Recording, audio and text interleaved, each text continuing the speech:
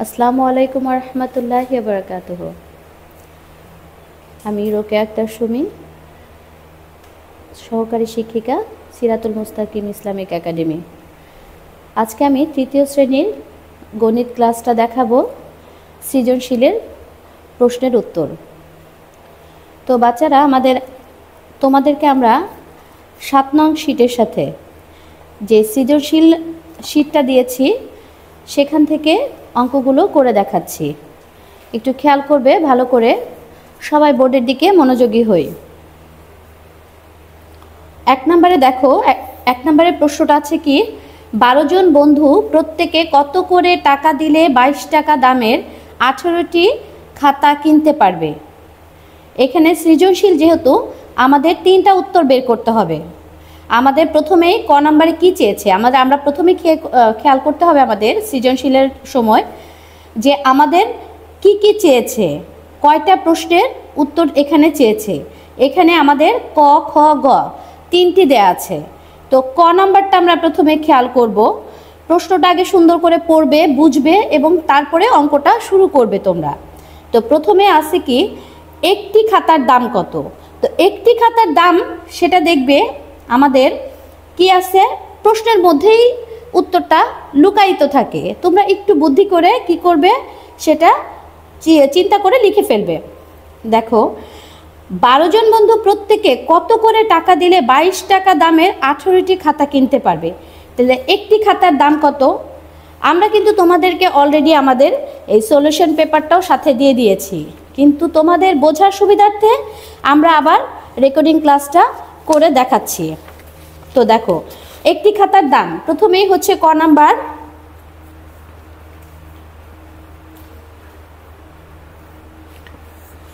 আমরা এভাবে লিখব, একটি খাতার দাম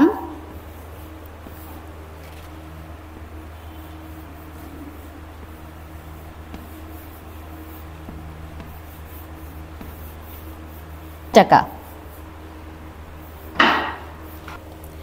খ নম্বরে আমরা তোমাদের কি চেয়েছে, খ নম্বরে চেয়েছে 18টি খাতার দাম কত। দেখো, 18টি খাতার দাম এবার আমরা বের করব। একটি খাতার দাম যদি 22 টাকা হয়, এটা আমাদের সহজে আমরা বুঝতে পারছি যে এখানে আমাদের গুণ করতে হবে, কারণ একটি খাতার দাম যদি 22 টাকা হয় তাহলে 18টি খাতার দাম আমরা সবাই বুঝি যে বেশি কিনতে হলে বেশি টাকা লাগবে। তো সেই ক্ষেত্রে 18টি খাতার দাম বেশি হবে, আর বেশি হলে আমাদের কি করতে হবে, গুণ করতে হবে। তো গুণ হচ্ছে, আমরা এখানে করেও দেখাবো, তোমরা একটু দেখো, সুন্দর করে লিখব, একটি খাতার দাম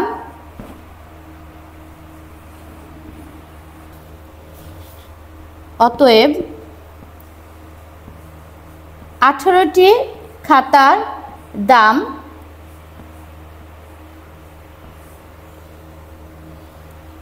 22, একটি খাতার দাম 22 টাকা, অতএব 18টি খাতার দাম 22 গুণ 18। এখানে আমরা টাকার নিচে কি ডট ডট দিয়ে দিব, তারপর হচ্ছে দুটো আমাদের গুণ করতে হবে। তো গুণ আমরা কি করব, রাফ, আমরা যেটা তোমাদেরকে ক্লাসে সব সময় শেখায়, রাফ করবে এবং পরীক্ষার খাতায় তোমরা রাফ করে নিবে, তাহলে তোমাদের ভুল হওয়ার চান্স কম থাকবে। তো এখানে আমরা দেখায়ও দিছি, আবার তোমাদেরকে এখানটাতেও দেখায় দিচ্ছি। হ্যাঁ, খেয়াল করো বাচ্চারা, 22 গুণ 18।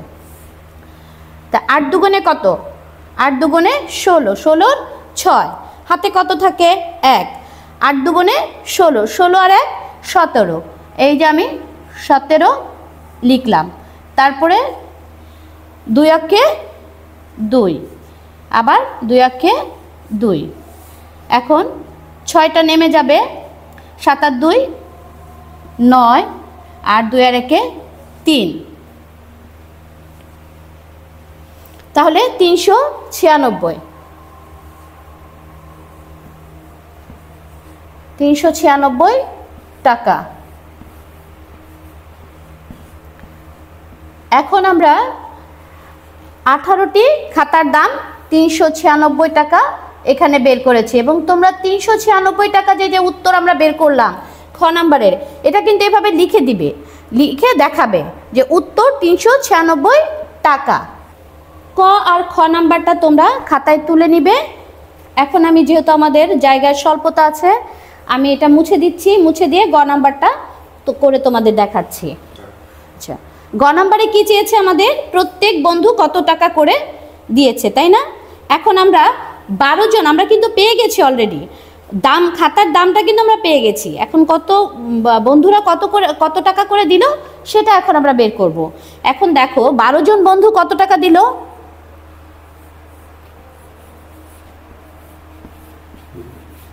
12 জন বন্ধু দেয়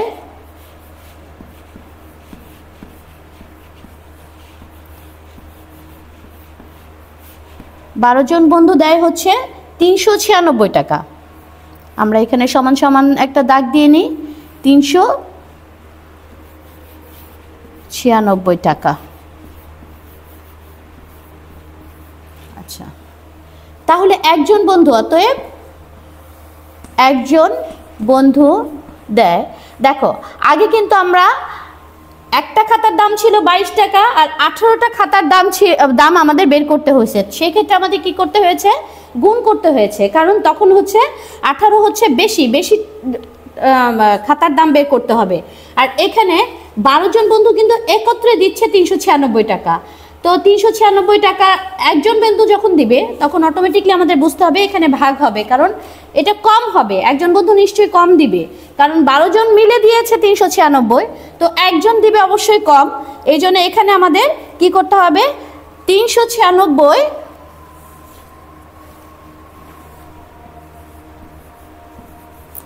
ভাগ 12।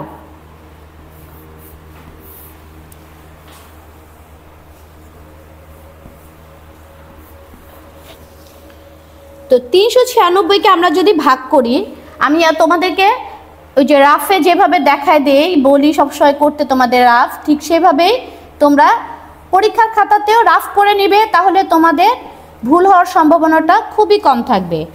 এখানে দেখো 12 দিয়ে যদি আমি 396কে ভাগ করি,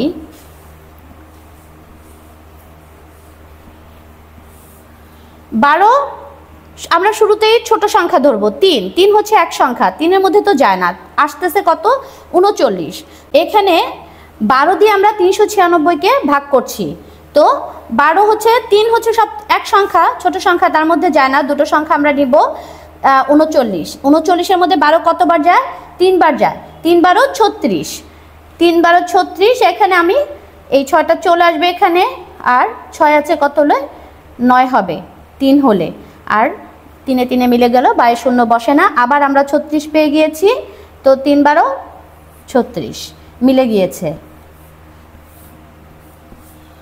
তো 12 দিয়ে আমরা 396কে ভাগ করে কত পেয়েছি? 33 টাকা। তা একজন বন্ধু কত দিচ্ছে? 33। প্রত্যেকে, তাহলে প্রত্যেক যখনই লেখা থাকবে প্রত্যেক বলতে আমরা বুঝি একজন, প্রত্যেক বলতে আমরা বুঝবো হচ্ছে একজন। তো এখানে একজন কত টাকা দিচ্ছে বা প্রত্যেকে কত টাকা দিচ্ছে? প্রত্যেকে দিচ্ছে 33 টাকা। এখানে উত্তর কিন্তু অবশ্যই লিখতে হবে। আমরা বারবার বলছি খ নাম্বার এবং গ নাম্বারের উত্তর কিন্তু তোমরা অবশ্যই লিখবে। তো প্রত্যেকে দিচ্ছে 33 টাকা করে, শুধু 33 টাকা এভাবে করে উত্তর লিখবে, তাহলে তোমাদের অঙ্কটা সম্পূর্ণ হবে। তো এতক্ষণ আমরা তোমাদেরকে সৃজনশীলের 1 নম্বর অঙ্কটার সলিউশন দিয়ে দিলাম, মানে দেখালাম, করে দেখালাম, বোঝানোর চেষ্টা করলাম। যদি কারো কোনো সমস্যা থেকে থাকে এই অঙ্কটা বুঝতে অথবা সৃজনশীলের কোনো অঙ্ক বুঝতে তোমাদের অসুবিধা হলে ভিডিওর নিচের কমেন্টে জানাতে পারো, অথবা আমাদের হোয়াটসঅ্যাপ গ্রুপে টিচারদেরকে নক করে সলিউশনটা জেনে নিতে পারো। আর অবশ্যই আমাদের পরবর্তী ভিডিও পেতে আমাদের এই চ্যানেলটাকে লাইক দিয়ে সাবস্ক্রাইব করে রাখতে হবে। সবার ভালো লেগেছে, এতক্ষণ সাথে থাকার জন্য অনেক ধন্যবাদ।